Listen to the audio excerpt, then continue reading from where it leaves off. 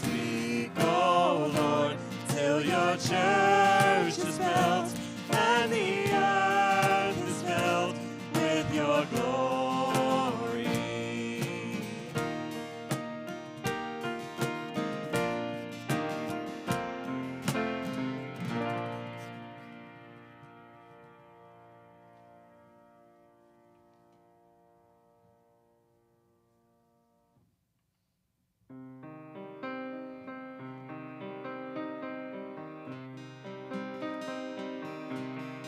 What wondrous love is this, oh my soul, oh my soul.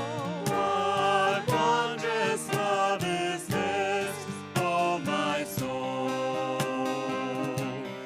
What wondrous love is this that caused the Lord of bliss to bear the dreadful curse for my soul, for my soul, to bear the dreadful curse for my soul.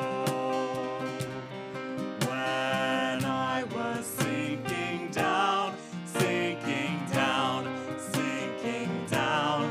When I was sinking down, sinking down. When I was sinking down beneath God's righteous crown, Christ laid aside his crown for my soul, for my soul. Christ laid aside his crown for my soul.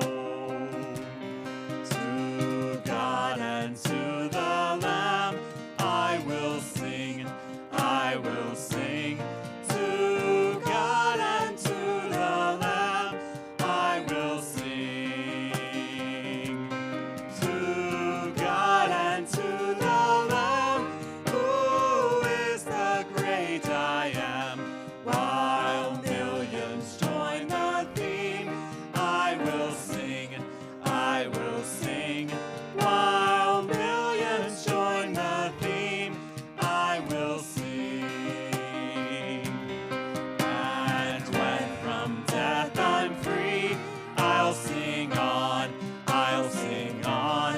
And when from death I'm free, I'll sing on.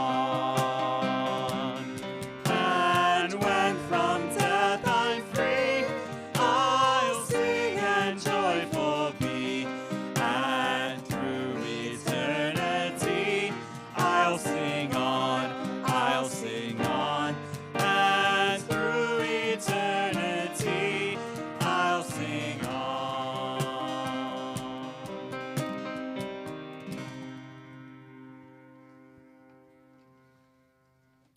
What a great and wondrous love it is that we have and that we share in, that we participate in, even on this early morning together. I'll invite you to go ahead and be seated for a minute as we go through some of our announcements, some of the things that are coming up.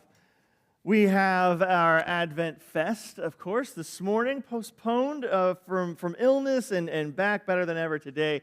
We're excited about that. There's also, coupled with that, a book fair, so a fair and a fest.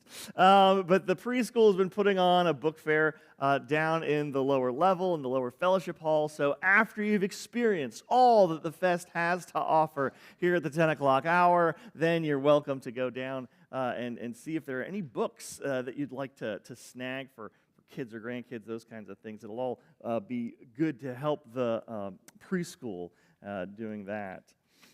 We've got an upcoming opportunity for helping the 21st, from the 21st on, for a couple of weeks there. The AV team could use some extra help. So if you've been thinking about being on the AV team or joining in or seeing what it's about or scheduling a training, now's the time to do it. Now's the time to do it. The crew would love to have your help. And there's even, I don't know if you've seen, but there's a couple different iterations of crew shirts now. So there's some swag involved as well in getting to be a part of that.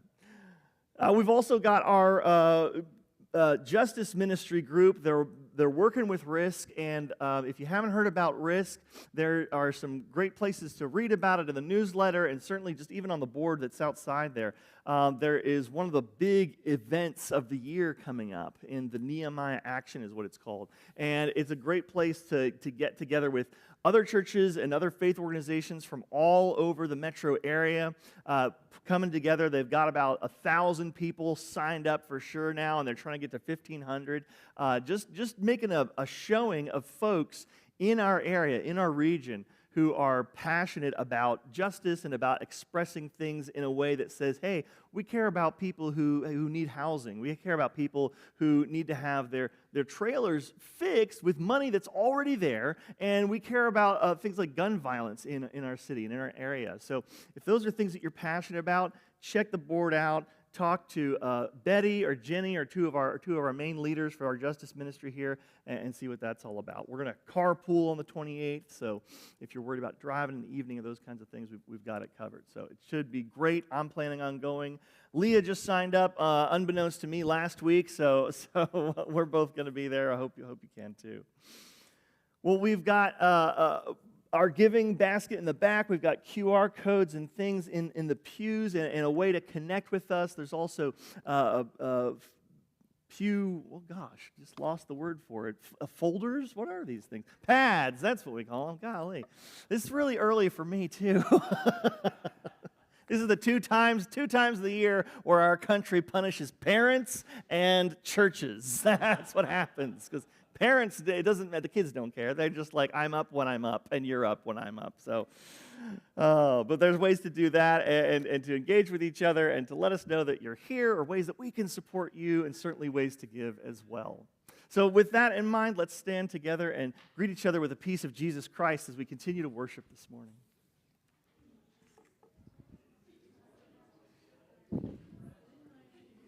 I'd like to come to you first.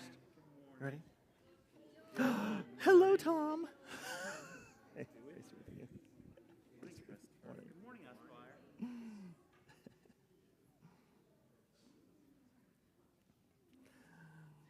Well, as we find our way back this morning, go ahead and invite Mr. Ben up for our worshiping by hand moment as we continue together this morning.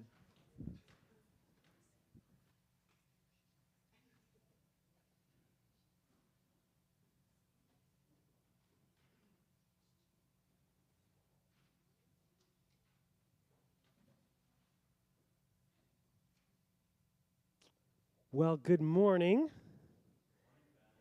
Thanks.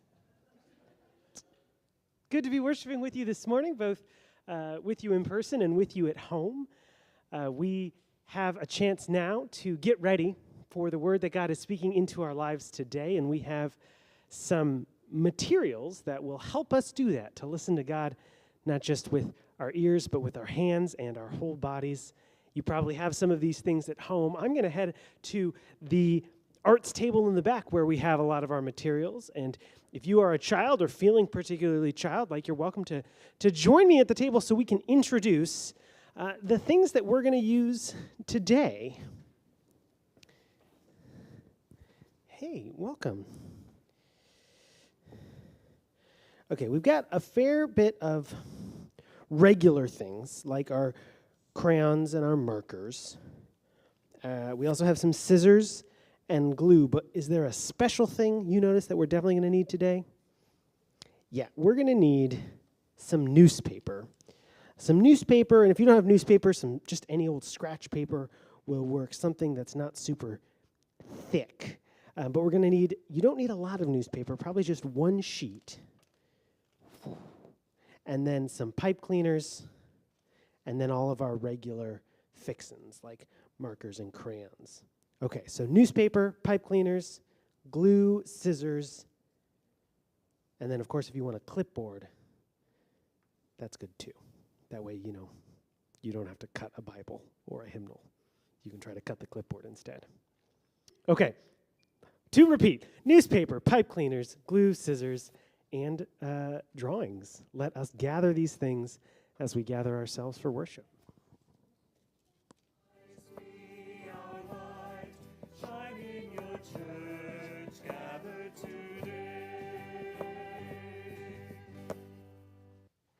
Today we get to form tight little roses from leftover scrap paper.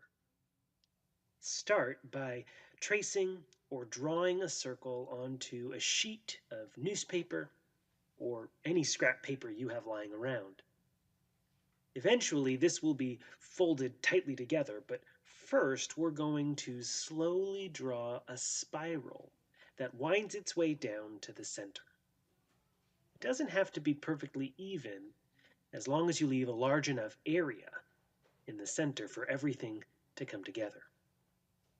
Next, we cut out our round little spiral, slowly separating it from the unneeded parts of the paper. You can stop here and either decorate your paper with extra colors or trim the edges for some cool petal shapes.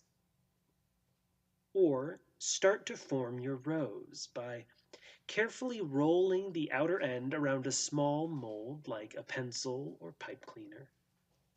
The tighter you roll, the rosier the result. When you get to the center, add a bit of glue and connect it to the base of the flower. Then loosen the roll of paper and let the rose petals grow from the center out. Continue adding roses and stems until you have a cool and exciting bouquet. There's a speech in the Bible that the prophet Isaiah gives as a message from God. The temple had been a special place where God's people would come together to worship God, to remember the way of life that God had for them, and to celebrate the goodness, fairness, and beauty that God was sharing with the world. It was a great place to be, but there were some kinds of people who hadn't been allowed at the temple. They had been left out or overlooked or even kept out by others. They were strangers and outcasts, and Isaiah's speech was for them. Because God wanted them to know that they were welcome in this temple. Those who had hatefully been kept out would be welcomed in with the same goodness and fairness that God was mending the world with. Putting the world back together meant that God wasn't going to leave any piece or person out. As we worship today, see what kind of beautiful flower you can create when you roll everything up tightly together. As God creates something new and beautiful out of our own togetherness.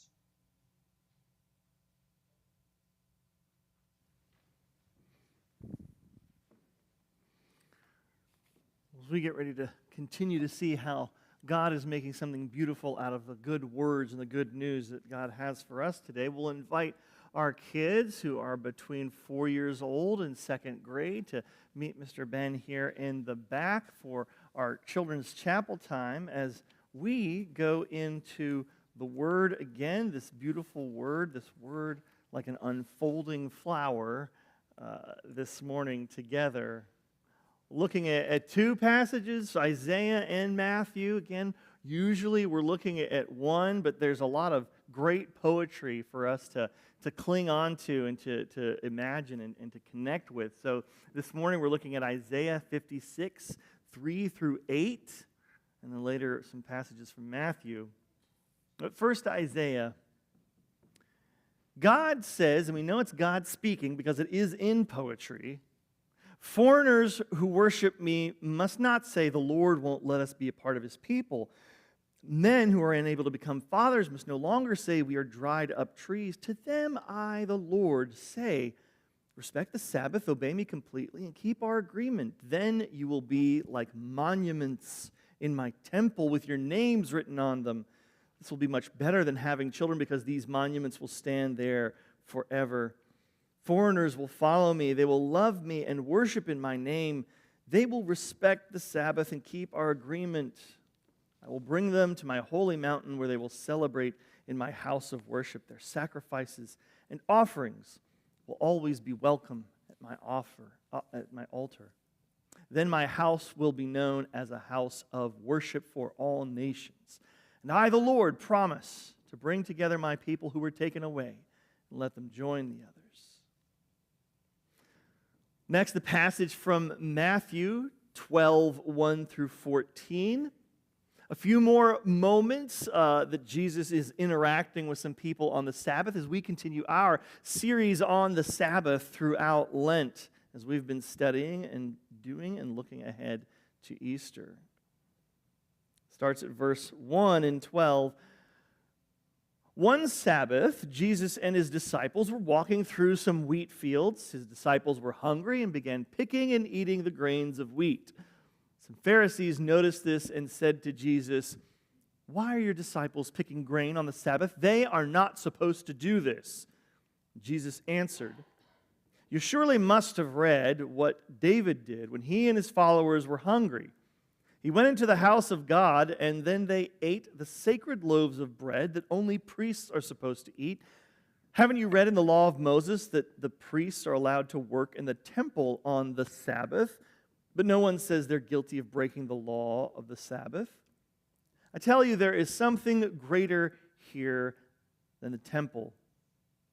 Don't you know what the Scriptures mean when they say, 'Instead of offering sacrifices to me, I want you to be merciful to others'? If you knew what this means, you would not condemn these innocent disciples of mine.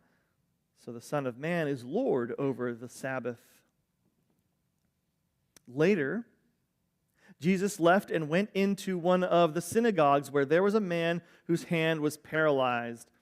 Some Pharisees wanted to accuse Jesus of doing something wrong, and so they asked him, "Is it right to heal someone on the Sabbath?" Jesus answered, "If one of your sheep fell into a ditch on the Sabbath, wouldn't you lift it out? People are worth much more than sheep, so it is right to do good on the Sabbath." And Jesus told the man, "Hold out your hand." And the man did, and it became as healthy as the other one. And the Pharisees left and started making plans to kill Jesus. This is an amazing and blessed word for us this morning, albeit it might also be a little bit confusing, especially at the end. Jesus is doing great things, and the Pharisees are just immediately plotting to murder him. So that's a great way that the Bible is just obvious to everyone who reads it and easy to engage with. There are so many ways, I think, to be exclusive. It's what the Pharisees were doing here in this passage that we're reading about Matthew. They were being exclusive. They were saying, listen, there are rules that have to be followed, and we want you to follow them. It's a positive aspect, really. There are some places that are exclusive, some clubs and organizations. I myself was on my way and almost attained the role of master gardener when we were down in North Carolina as a group that I wanted to be a part of. There was also a point in my life where I wanted to be a Knights Templar, like my grandfather, who I'd heard a lot of stories about and had seen some pictures of him in his Knights Templar regalia, which, if you've never seen it, it includes an admiral's hat with feathers on it and a sword. And I was like, I'm in. That's what I want to be when I grow up, just dressed like that all the time. It's interesting because in the past, 2 or 3 months, I think, I've had several conversations with parishioners and other folks about how no one is joining clubs or no one's rejoining clubs, or it's something that maybe we're feeling a little bit more now after 2020 and 21, but it's something that's been happening for a long time. The Freemasons themselves have lost 3.8 million people since the 50s, even though the population keeps going up. The Elks Club, another famous one, has lost 1 million people just since the 80s. The Rotary Club is at 300,000 nationwide, and 10% of those are under 45. There's a variety of different reasons why some of these different organizations are not being joined in the way they used to be joined, but I think it's striking because there is a thread of exclusivism that rests in us. We kind of want to be a little bit exclusive. Even our small questions like, oh, what gym do you go to? Or what library do you like the best? Kind of speaks a little bit to our decisions to be exclusive as a marker of who we are or who we could be or the best in us. There's so many positives. I always think of Groucho Marx's famous statement. Groucho Marx, a comedian from the 30s and 40s, he famously quit the Friars Club, and when the Friars Club, this group in New York City who's famous for their roasts of comedians, wrote him back and said, well, can we ask why you've decided to quit the club? And he wrote back in a famous letter with some famous lines that said, I wouldn't ever want to be a part of a club that would have me as a member. It can turn sour, our decision or our desire to be exclusive. It can go the wrong way. We have, in that desire to be exclusive, also maybe a desire to be better than someone else. We're seen as special. It happened to my grandfather also. I've mentioned before, this was my Arab grandfather who was a part of all these clubs and saw it as kind of a marker of being a businessman and being kind of new to America in general, and was looking for places to engage and connect with folks in his town and in his state. And at one point, we realized and found some paperwork that he had joined the KKK, which is interesting as an immigrant from the Middle East. And so he asked what the story was. And my father and my uncle still knew the story, and as it came out that, he didn't know what it was. I said, yeah, obviously. I'm pretty sure they didn't know who he was either when they let him in. And so he was part of the group for about a month and a half before he realized, this is dangerous for me, and made his excuses quietly and quit the group. The positives of finding a group, the positives of being a little exclusive, or of finding your tribe or your community can so easily be twisted into something terrible and harmful and awful. The Jewish people, as they're coming through, and as we're in the Old Testament, they're listening to Isaiah, and Isaiah is bringing out some new ideas for them in terms of it says men who don't have children, but it's talking about eunuchs, or this large umbrella name that it gave for a lot of folks who didn't fit into the nuclear family outline, and also people that were foreign to the group as it was now. It's actually a reference back. It's a reminder for the people of Israel, because when they were in Egypt, there's a line in Exodus chapter 12 that talks about who they were. And they had been in Egypt, and they had been slaves in Egypt for generations, and as part of that, they had intermingled with the other slave populations of Egypt. Egypt was a large conquering empire and pulled in a lot of different kinds of folks, and there was a lot of intermingling, and so it names this group of Israelites as a mixed group. It says you're already just this bunch of people, and the special thing is that God is just going to collect this group of different kinds of folks. The main idea is that God is choosing a non-exclusive group to bring a non-exclusive message to the rest of the world. Somehow, along the line, They took the guide that was meant for life, the commandments on the Sabbath, and twisted it into a way to be exclusive. By the time Jesus is on the scene, we do the same thing. Something might start out as something positive, and then we twist it because of an event or a life change or something that goes on, and we twist it into a way to stay exclusive and apart. We know that story really well in Virginia, even with our swimming pools. Nationally famous, we'd rather fill in our pools with concrete than release our exclusivism and allow mixed races to be in them. Humanity is really good at taking something intended for hope and goodness and turning it into a sign that says, you can't come here unless. A lot of churches today that gather members and followers by leaning on that. This is a place for people who fit a certain type of person. People who understand that women aren't allowed to preach, or that gay and trans people can't be married or exist really at all. If you fit into these exclusive roles that we've outlined, then you can come and be a part of this. Sometimes when we're a part of those groups or a part of those places, we don't ask the right kinds of questions at the beginning. Like my grandfather joining the KKK. We get into it, we know the people. We just enjoy being in the club. We don't realize the harm that it's doing.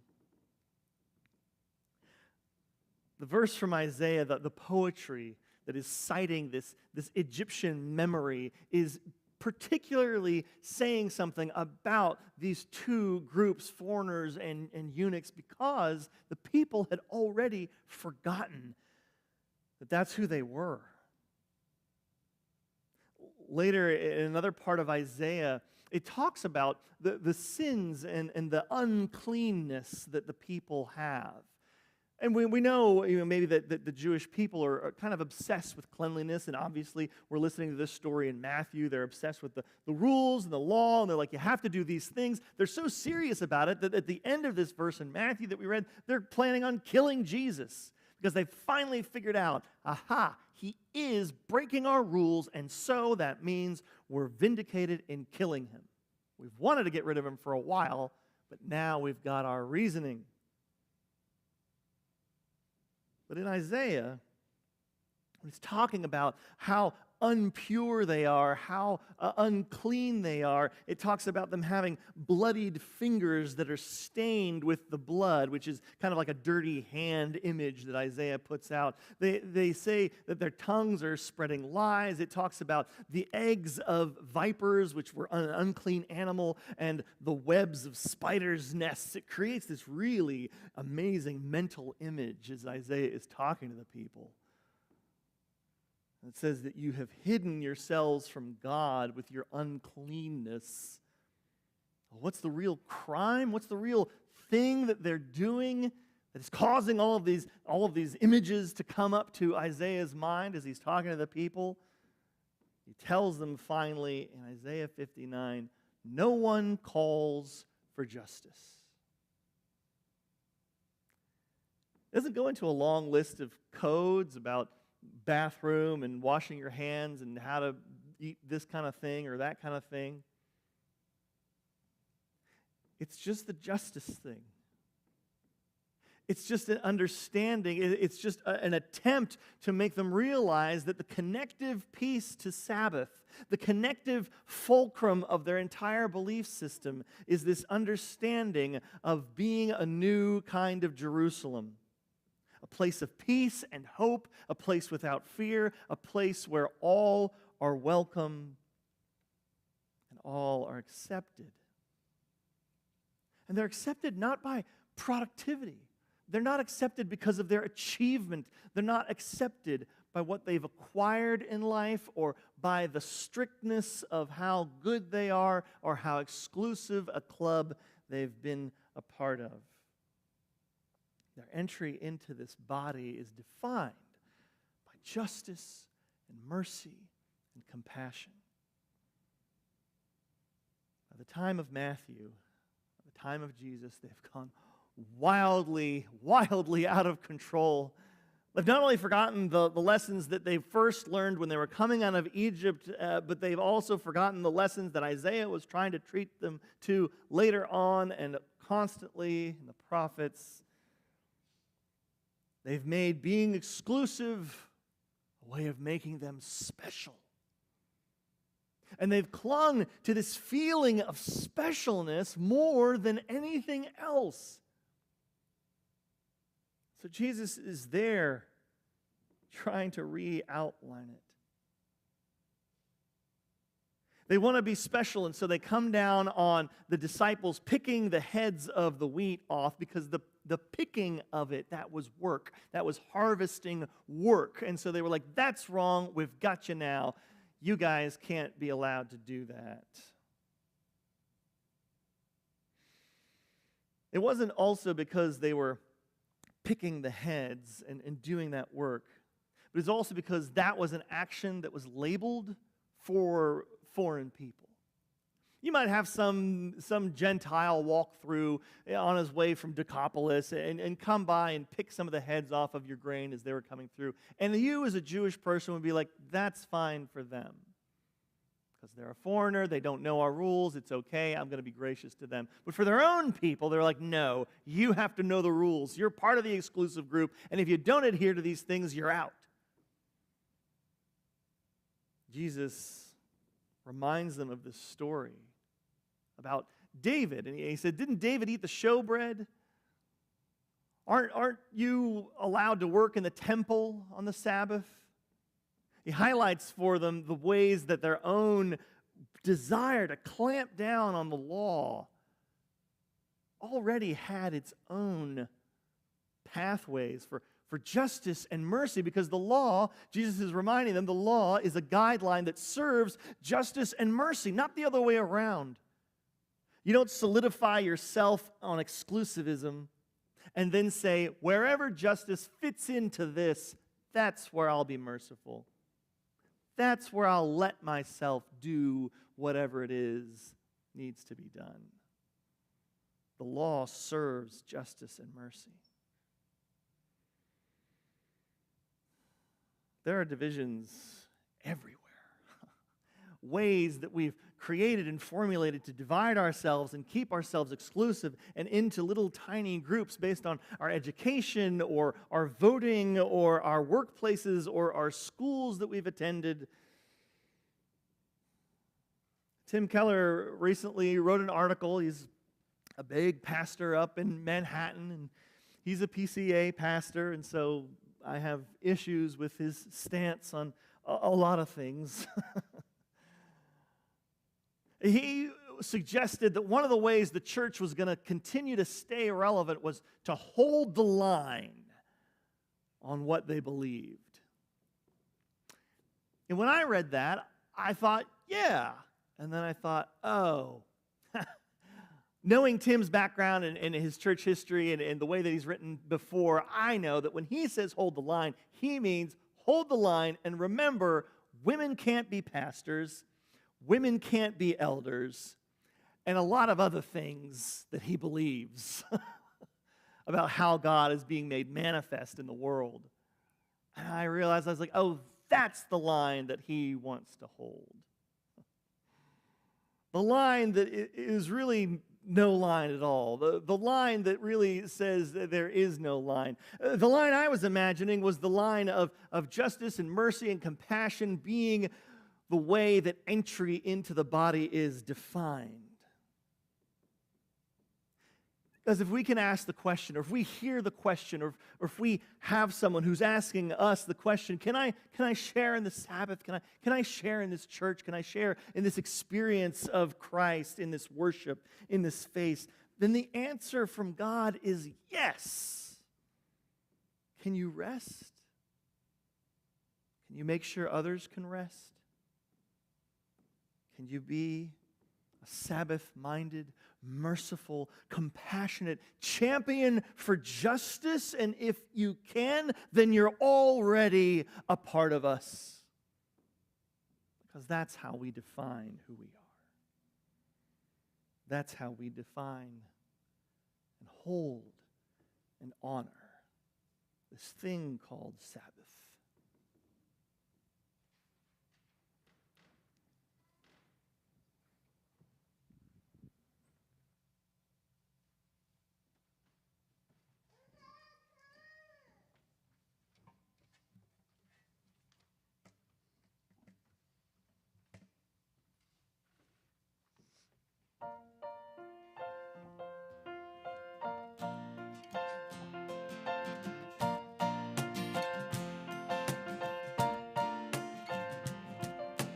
Fear runs deep, spreading like a virus.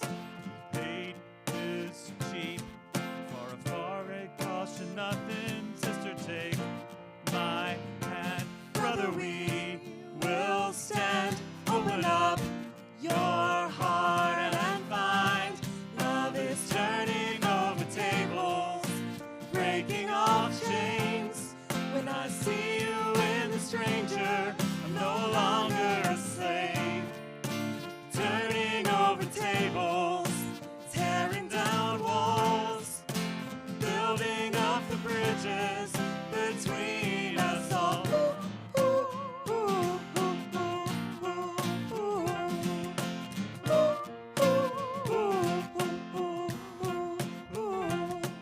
Let courage be my willingness to listen, so I can feel the wound inside my heart.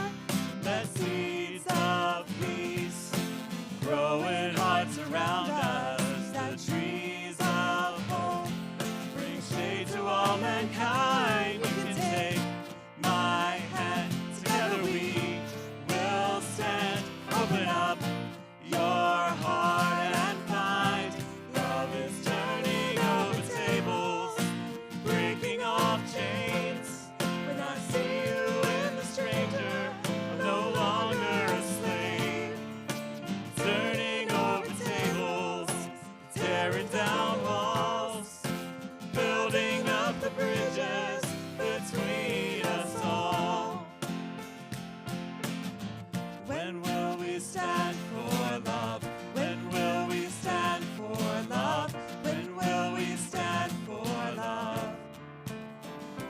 None can separate all of love has made. We are everyone the same. We refuse to be our brothers and us. We will stand for all mankind. Sister, take my hand. Together we will stand. Open up your heart and find love is turning over tables, breaking off chains. When I see you in the stranger, I'm no longer a slave. Turning over tables, tearing down walls, building up the bridges between us all. Love is turning over tables, breaking off chains. When I see you in the stranger, I'm no longer a slave. Turning over tables, tearing down walls, building up the bridges between us all.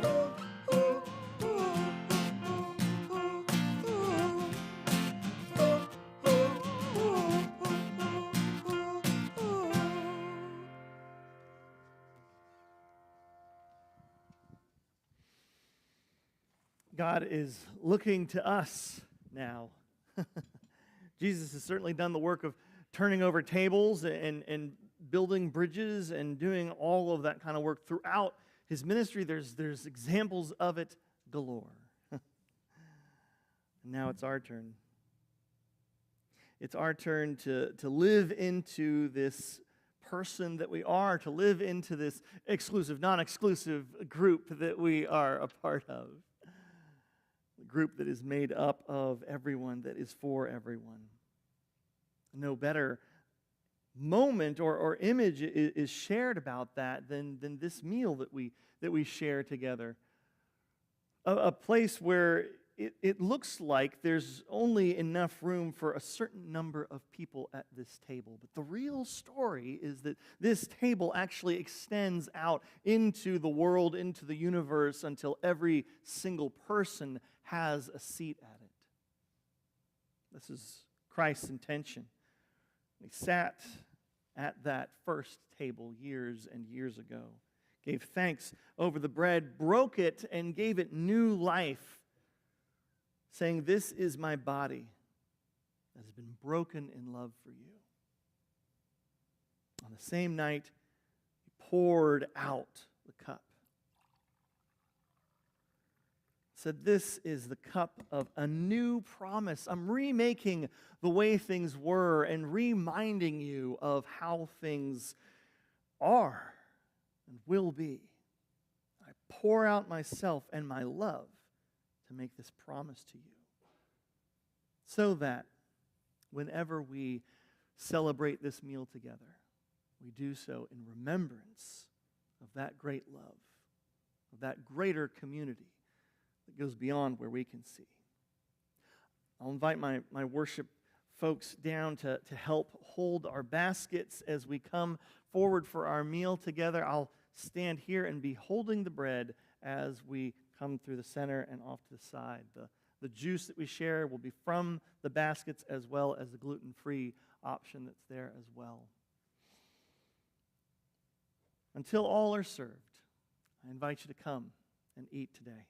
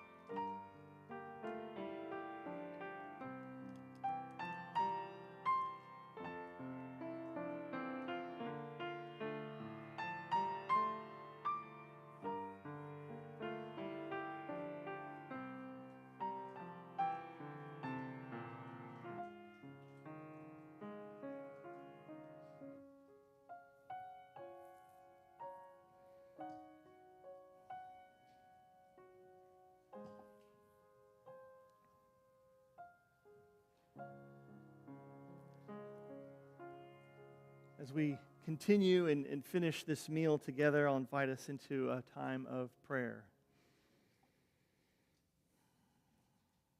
Lord God, you know better than any of us how easy it is to be exclusive.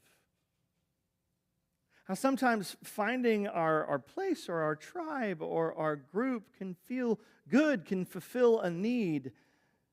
But here at church, in this group, you remind us that the law serves justice and mercy and compassion.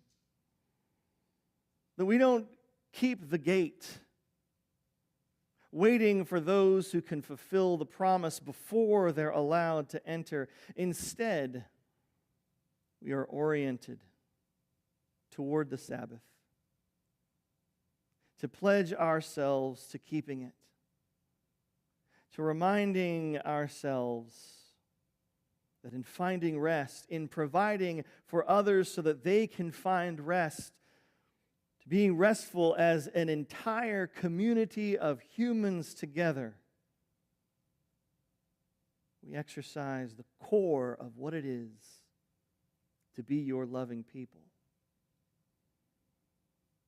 As we give you great thanksgiving for this meal, for the sacrifice of your Son, Jesus Christ, for the incredible grace that has been lent to us, continue to be with us, to hear our brokenness, to shore up our dark places, so that we can be the people of Sabbath that you intend for us to be. In Christ's name we pray. Amen. Let's stand and sing again together.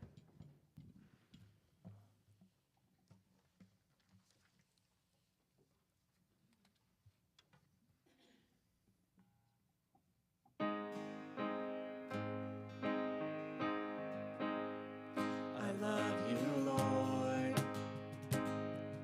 Oh, your mercy never fails me. All my days I've been held in your hands. From the moment that I wake up until I lay my head, I will sing of the goodness of God. I love you, Lord. Oh, your mercy never fails me. All my days I've been held in your hands. From the moment that I wake up until I lay my head, I will sing of the goodness of God. All my life you have been faithful. All my life you have been so, so good. With every breath that I am able, I will sing of the goodness of God. I love your voice. You have led me through the fire, in the darkest night. You are close like no other. I've known you as a father. I've known you as a friend. I have lived in the goodness of God. All my life you have been faithful. All my life you have been so, so good. With every breath that I am able, I will sing of the goodness of God. Your goodness is running after, it's running after me. Your goodness is running after, it's running after me. With my life laid down, I surrender now. I give you everything. Your goodness is running after, it's running after me. All my life you have been faithful. All my life you have been so, so good. With every breath that I am able, I will sing of the goodness of God. I will sing of the goodness of God.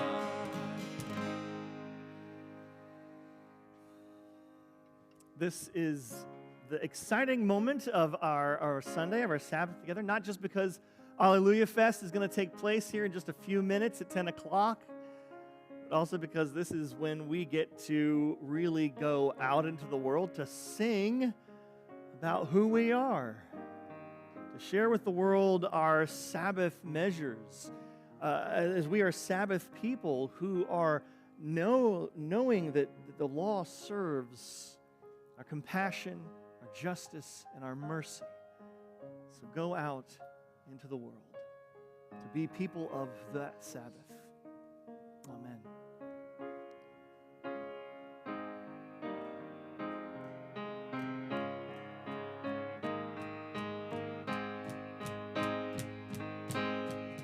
Your goodness is running after, it's running after me.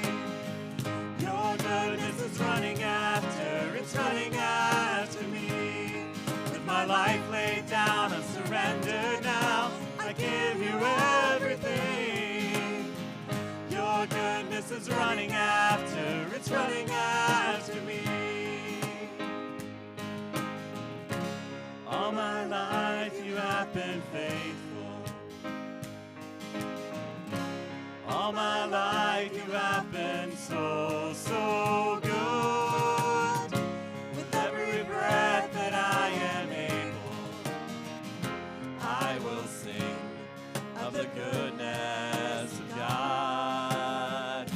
I will sing of the goodness